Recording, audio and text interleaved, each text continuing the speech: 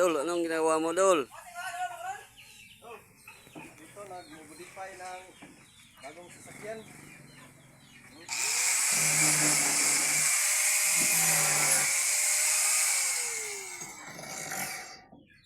Dol, mga gawa ko dol.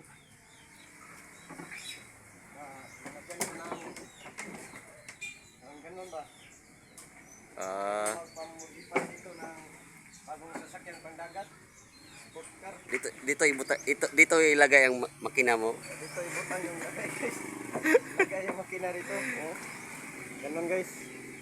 Kamu lang mag With reverse ni bay. reverse ni. Double engine. Oh. So guys.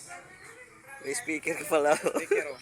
Ito yung speaker guys. Pang sound system namin para mawala yung hingaw. USB mode. So guys, pag-like Line yung subscribe mode. guys. Oh. Oh, modify na guys.